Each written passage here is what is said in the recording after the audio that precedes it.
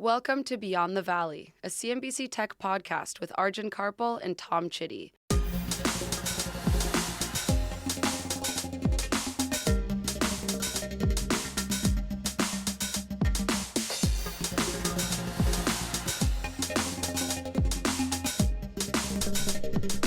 Beyond the Valley. Have you ever wanted a personal assistant? Someone that can manage your diary, arrange travel, make notes in meetings, but also knows you personally, what your interests are, your habits, your likes and dislikes. Now, what if that assistant was an AI large language model trained on your individual data? This is just one of the many ways that future technology could impact our lives in 2025 and beyond, according to a list of predictions that have often become a reality. Beyond the Valley. Our guest this week is Ben Wood. He is chief analyst at tech research firm CCS Insights. In 2021, he was ranked as one of the top 5 tech analysts in the US and Europe by Apollo Research. Ben is also the founder and co-curator of the Mobile Phone Museum.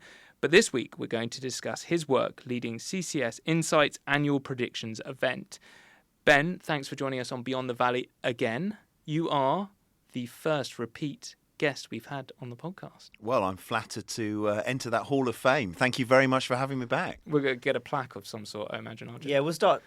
We did promise maybe to give out mugs, didn't we, to some of our guests? That hasn't materialised yet, but we'll work on that. We've only got 3 or 4, so just, Yeah. maybe third time. Supply chain issues. Yeah, exactly. Exactly. So, Ben, let's get into it. Talk us through this event and how you come up with these predictions. So I've been in the analyst game for quite a while, and I don't know, about 15 years ago or so, there were a few companies who were doing the odd tech prediction, but I felt there was an opportunity to do it in a more structured manner. We had a team of analysts, and quite frankly, our job is to provide insight into where technology is going. And if a team of analysts can't come up with a few interesting predictions, then we're not doing our job properly. So we started putting together a short list of predictions about how we saw things happening in the next year and the kind of 5 years out. So this year, for example, it'd be 2025 and beyond. But the charter for the predictions was, they have to be definitive. It can't be kind of like might, could, would. I like to be people to actually, put it on the line and actually commit to something. Also, they have to be believable. We don't do stuff that's deliberately provocative. I think that's a bit of a fool's errand, but we will put things in there which might raise people's eyebrows, because if you just go for low-hanging fruit and say, the sun will come up and grass will be green if it rains and those sorts of things, it's a waste of time. You have to have stuff which is potentially a little bit more edgy, and that means you will get things wrong. And then the final thing that we put into it was the fact that we were always happy to, after we'd done our predictions, the year later or a couple of years later, we'd go back and reflect on them and say, here's some we got right, but more importantly, here's the ones we got wrong, and why do we think that was the case? Well, we're going to get into those later in the episode. But first, let's talk about the prediction that we're most interested in and explore it a little deeper. Before we do that, though, stat of the week. Ben, you played last time. I can't actually remember the result of. I got in the ballpark, but I didn't get it exactly right. It was a Samsung stat. Yeah, I think you were really far off as well, Tom. As usual, but that's fine. And remember, a few episodes ago, I just want to make this very clear, you were disqualified. Well, for looking at Google during the start of the week. I think it was reviewed and inconclusive. Okay, fine. Well, there's still an inquiry going on as we speak. But the stat of the week this week, $990 billion. $990 billion. It's a big one. Fantastic. All right. So the prediction that we're going to discuss in the main for this episode is this. So the first personal large language model for AI arrives in 2025. A personal large language model is trained using only data specific to an individual user. In contrast to a standard model, it is tuned specifically to a person's communication style, needs, and preferences. It is trained using the individual's data based on previous interactions, such as emails, messages, documents, and social media interactions. The model is continuously updated by drawing on the person's evolving data sources. What's the thesis behind it? So the thesis behind this prediction is the fact that we've seen AI becoming more prominent. We're certainly seeing it becoming very much an on-device phenomenon centered around the smartphone. And we're seeing the addition of things like contextual awareness. So if there's something on the screen, the AI model can look at it and it can help you provide information on that. Something that we're intrigued about and excited about is the idea of taking all of the personal data that people have, and of course, with all of the usual caveats around privacy, and using that to create a model which is more tailored to that specific individual. And if there's one company that's well positioned to do this, it's Apple, because of the unbelievable repository of personal data that people tend to have on an iPhone or in iCloud. Because Apple have been fantastically good at taking people on a journey of keeping all of their data from one generation of a device to another. And what this means is you would then be able to get some amazing results out of this kind of model. So just take, for example, some of these scenarios we see about asking AI to, create a holiday for me or those sorts of things. It's still relying somewhat on some sort of, general algorithms around what people like you like. But this would take it right down to that specific view in terms of, where you've been in the past, what you like, perhaps, doing analysis of pictures you've taken so they can tell you who you like going with, what things excite you. It could be a remarkable way of delivering context. And for other things, just prioritizing important things in your life. If things are appearing in your email that maybe haven't been there for a while, but they all of a sudden are super hyper relevant and you need to know about them, it could surface those better than a general model.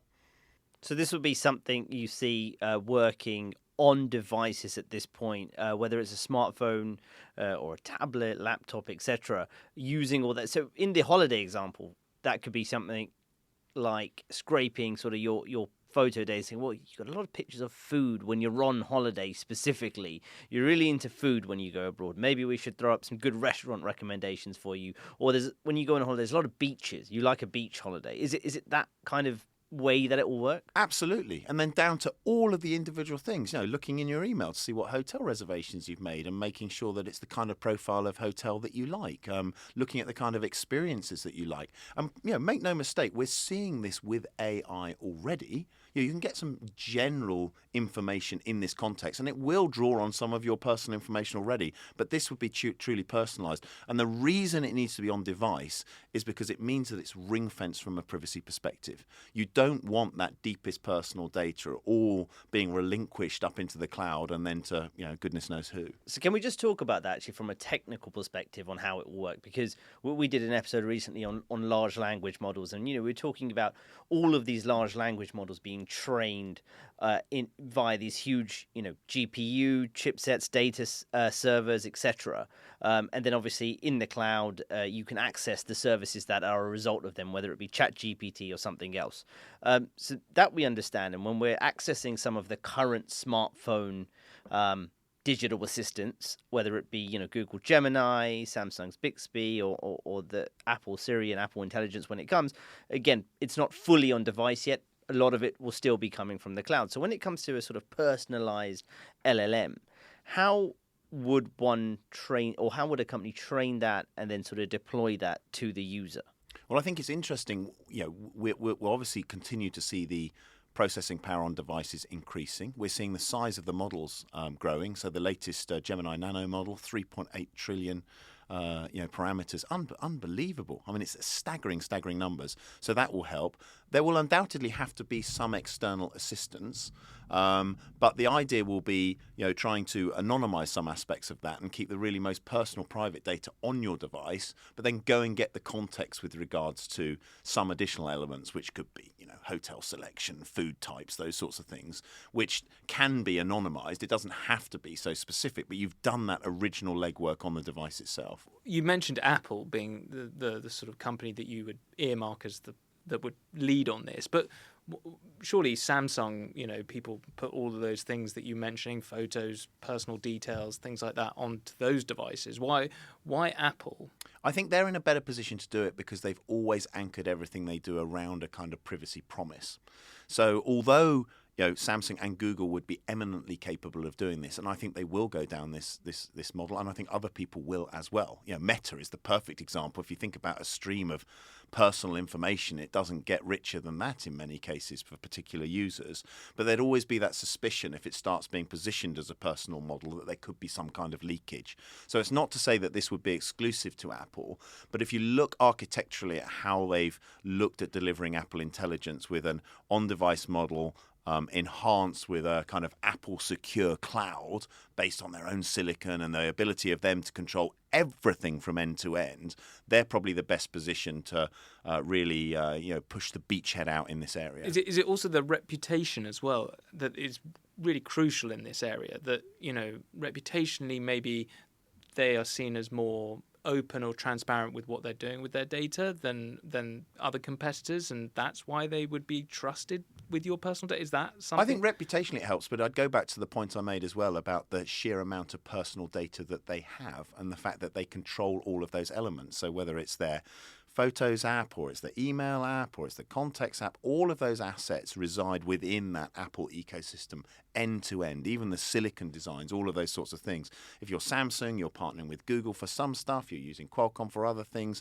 There are all these different aspects that you have to take into consideration. And let's not forget the success of many of Apple's products has been that personal dimension to them, the fact that it kind of just feels like it just works. It's very intuitive.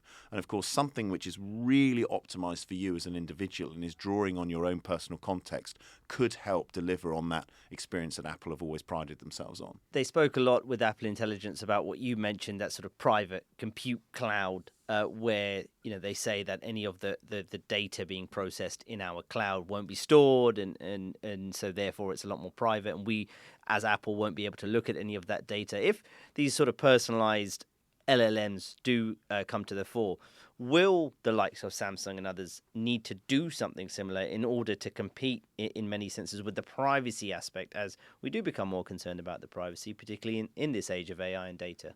Well, some of this comes down to business model, but let's not be under any illusion that Samsung, Google, Meta are all making significant promises around privacy and respecting your individual information. So they're doing that.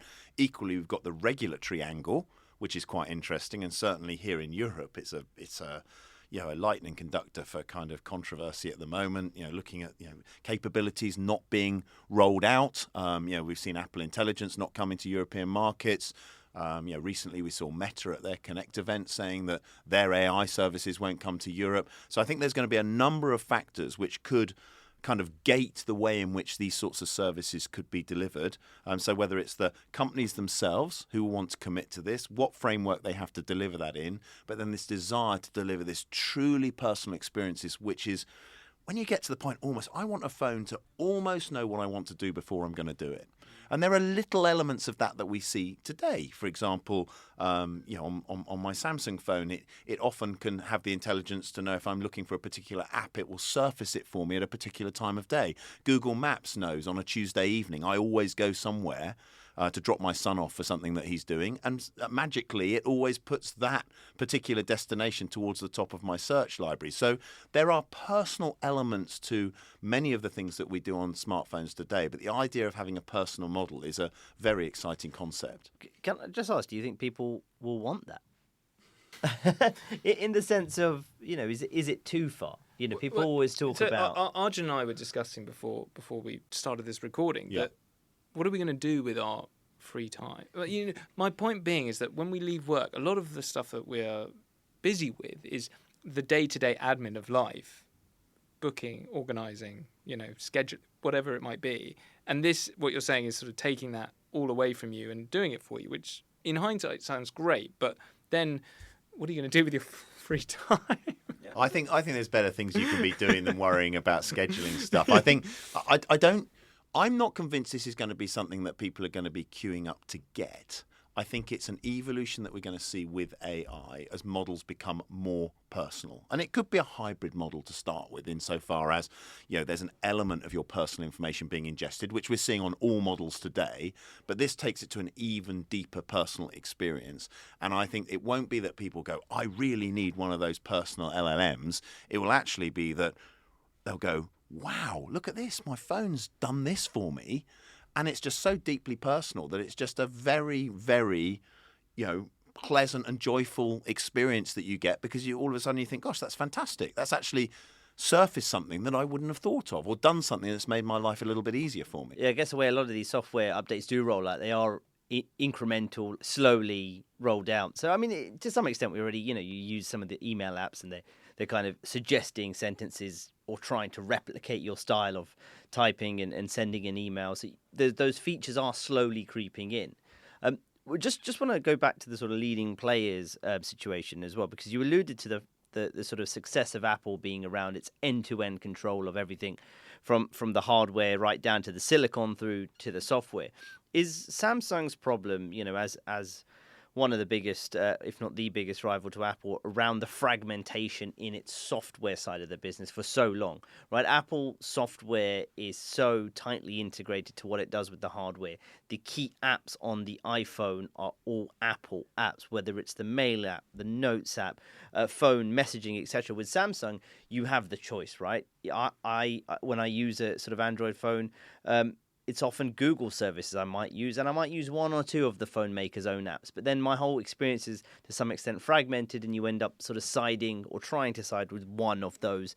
So at least you've got a sort of a coherent stretch of software across multiple devices, etc.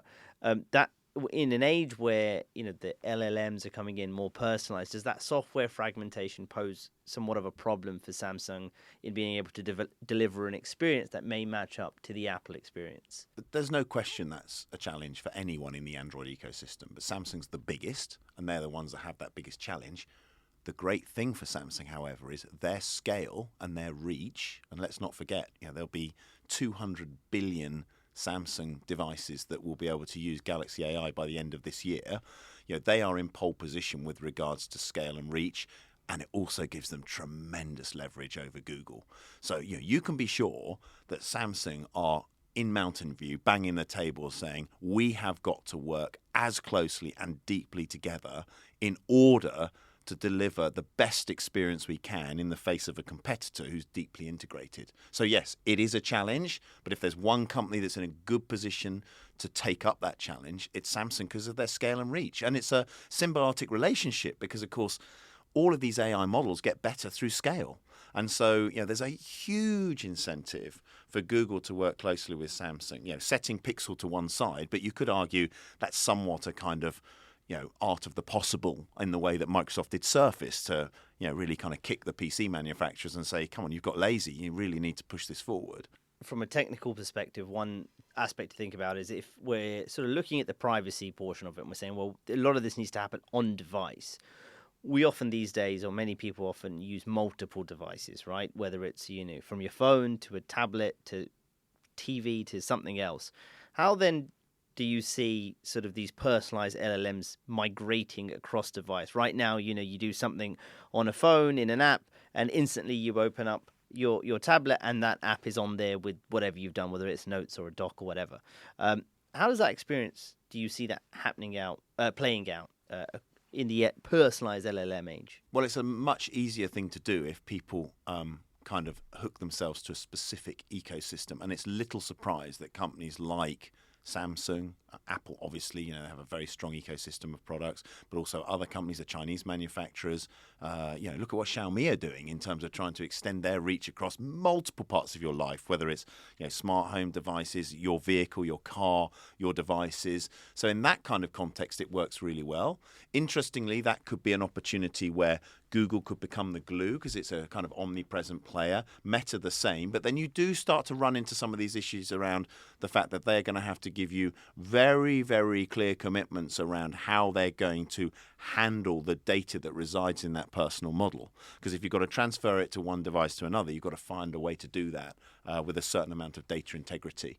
So we don't know yet, but the point is, from my perspective, I have seen, and you will have seen, because you talk to many of the same people that I do, all of these companies are pushing this idea of an ecosystem of devices and services. And you know what? If you're a company that's delivering that, if you can get people locked into that world, my God, they're loyal to you. I suppose the next question is how far does this go? Because I'm imagining a world where you have this large language model, AI sort of managing your life, but also maybe starting to give you advice on how to live your life.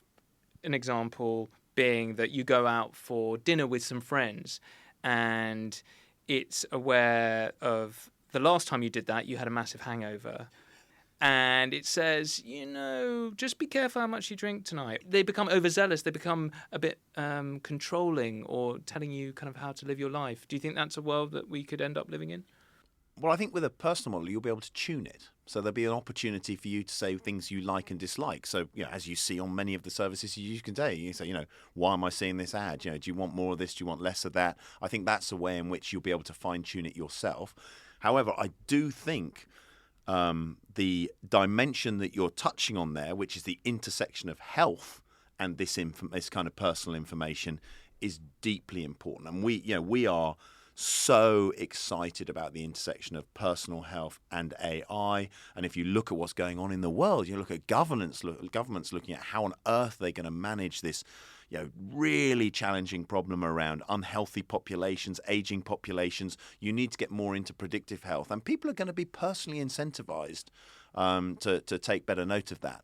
And a very personalized model that looks at your health aligned with and intersecting with a strong privacy promise, because you're going to get quite nervous if you start to get a lot of your health data being shared with your insurance companies and those sorts of things. If you want to do that and you think it's going to get you a better policy, that's great. And if you're super healthy, that might be a great thing to do. But I think that this idea of having something that can nudge you along from a health perspective could be fascinating. And we're seeing that. A great example of that is what Aura are doing with their smart ring. Their app is becoming more and more personalized, things like symptom trackers that they're looking at, and they can actually say to you, I had it recently, I've been out traveling, if you've been on a plane for too long, the chances are you might pick something up, and the symptom tracker's saying to me, well, you're getting sick, and 12 hours later, guess what, I've got a sore throat, I'm not feeling great. So those sorts of things, which are very, very personal to you, intersecting with some of those other things, could be very, very interesting. And again, the personal large language model is aspirational. Some of that very deeply personalized experience will start to surface itself very prominently in some of the services we're seeing today too. And you're seeing companies set up for that, right? You mentioned Aura there, the Samsung ring. I promised I wouldn't talk about this on this episode, but one of your predictions, I was going to save this for another day, but one of your predictions is Apple will introduce its own smart ring by 2026. Might as well, since we're on the topic,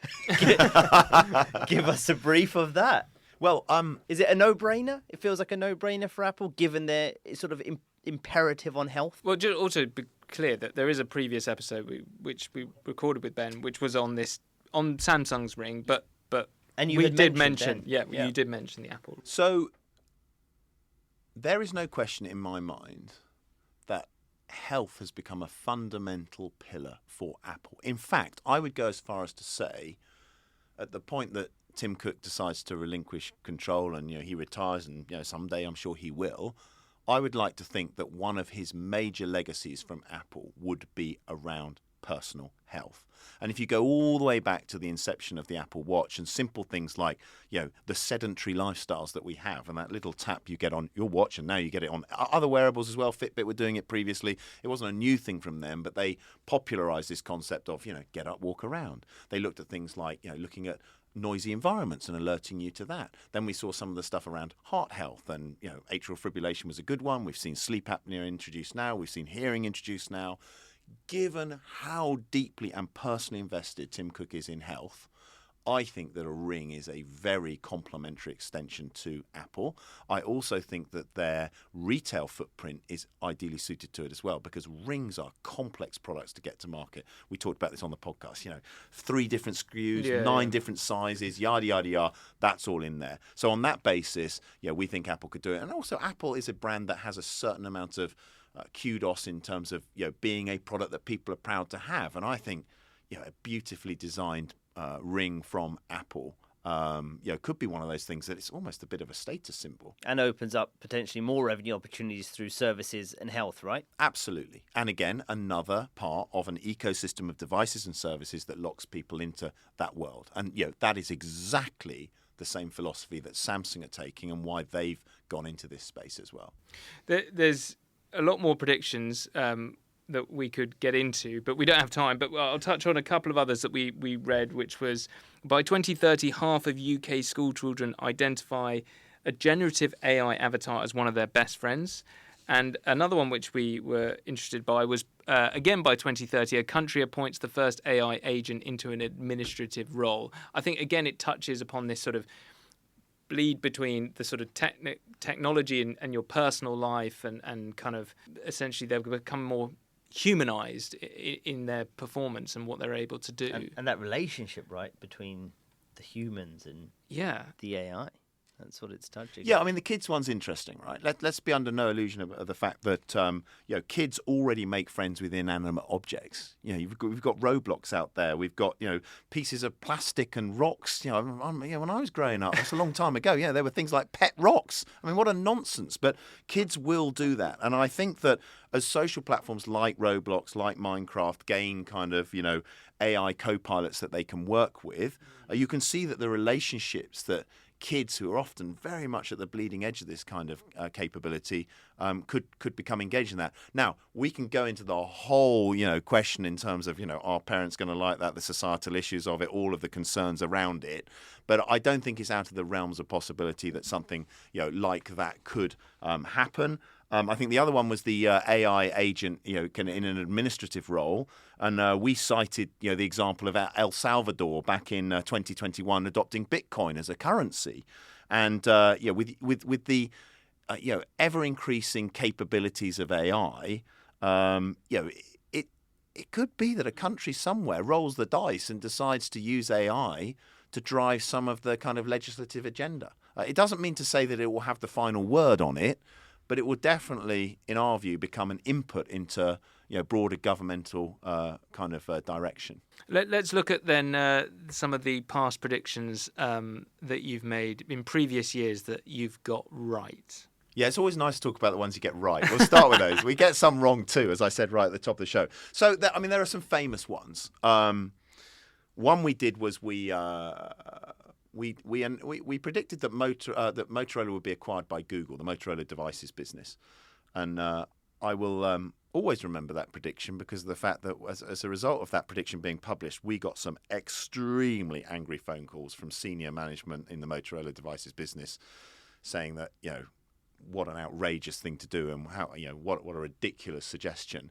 And of course, a couple of years later, that one came to fruition. So they're the ones that you kind of remember and you like. We had another one. It's quite UK specific, but we had a prediction that 3 or Hutchison would make a bid for O2. And that one, we even had the CEO of O2 in the audience at our predictions event, and we kind of announced this, and he was great, and he actually put his hand up and he said, "You know what, guys, I'm going to sleep well tonight. I'm not worried about this at all." 2 weeks later, boom, it happened. Now you don't get many like that, but then there are other ones. Some of the ones a bit like the Apple Ring, one we've talked about. Apple's a good one. It's a hot topic of conversation. We predicted last year that they'd extend their satellite capability to offer iMessage over satellite. That came to fruition this year. We've done some broader brush ones. So back in October 2020, we talked about the fact that regulation on AI and big tech more generally would be driven by the EU. And I know that seemed blatantly obvious now, but 5 years ago it wasn't as clear. I think other things, trends going back. Another one, 2021, talking about how green credentials would become an anchor part of the way in which consumer electronics would be positioned.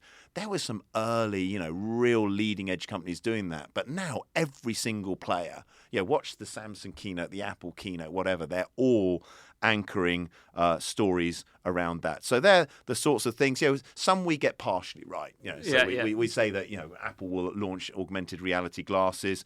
We said that back in 2019. It took a lot longer than we anticipated. Yeah. And do we want to talk about some of the ones that you may have got wrong, or did you? Oh, absolutely. No, we're always happy to talk about the ones that we got wrong. Just for balance. And no, I think it's hugely important to do that. So if we think about some of the ones where we've got it wrong, a nice one that I liked and one I was really bullish about was the concept that back in 2022 we thought an Indian smartphone maker was going to break through and become a global force in the smartphone space. There was lots going on in India. You were seeing all of the initiatives from the Indian government in terms of really pushing manufacturing. And you know what? It just burnt out. Nothing happened, because what actually happened was there was so much imperative for the big companies like Samsung, the Chinese manufacturers, even Apple now have huge amounts of production capability in India to move into the market, that they completely obliterated the in-country manufacturers. And now, Apple is exporting loads of product and Samsung exporting product out of India. So that was one that we absolutely got wrong. Another one, October 2021, we thought that Apple would launch their own social network. We thought, well, what a logical thing for them to do. There was all the hysteria around what Meta were doing, and there was this. We felt there was an opportunity for someone to kind of rise above it all and go, we know you want a social network, but with all of those kind of guardrails around it, that you're not going to have all of your information sold and everything else. Of course, it didn't happen. They did have a social network long time ago. You might remember, Arjun, they had a social network around music, which disappeared very, very quickly. I think it was back in 2010.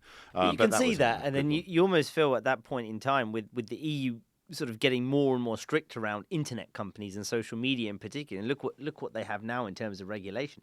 Part of the thinking was probably like, we're already being looked at so carefully. We don't need another thing out there that regulators can latch onto and sort of pull us up for. That may have been part of the thinking, if they were thinking about any kind of social media product as well. I just think we got it wrong.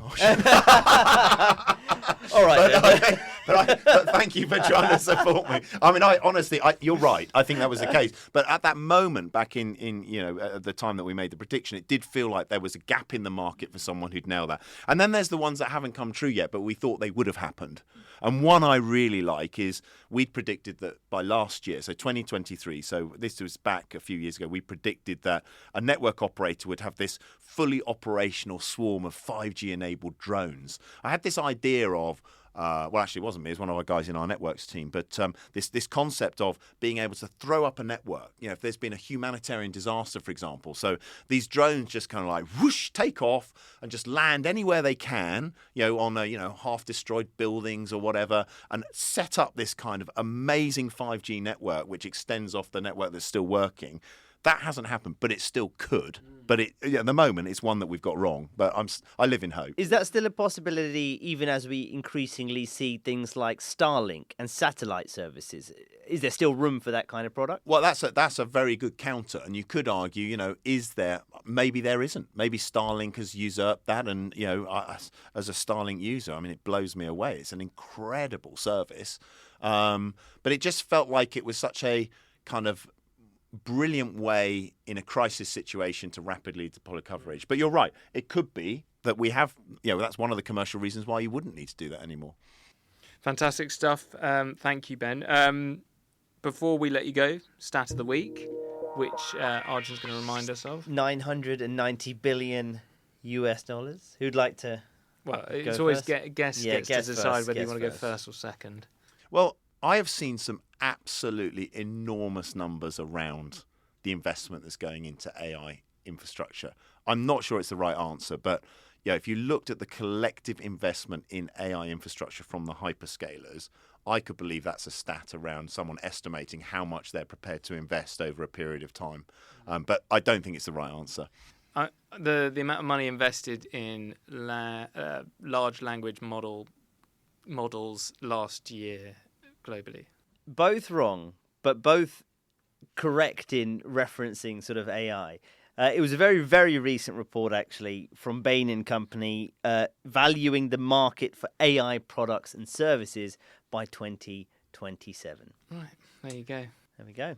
Fantastic. Yeah. All right. Well, at least I didn't. And this, of course, includes, the LLMs and Yes. and chatbots and potential agents. I'm just relieved I didn't lose. I just, lost with you Oh, thank you very much. rather than on my own. Yeah. Lucky it wasn't another week of disqualification, Whoa, to be easy. honest. Yeah, I still contest it. We'll talk about it again. I'm sure it's going to keep coming up. I don't think you're going to live that down. Okay, that's all we've got time for. If you do want to contact Arjun and I or have a question about this or a past episode, then email us at beyondthevalley@cnbc.com. Please follow and subscribe to the show, and you can even leave us a review. Thank you, Ben. Pleasure. Thanks very much for having me again. Thank you, Arjun. Thanks, Dom. We'll be back for another episode of Beyond the Valley. Goodbye.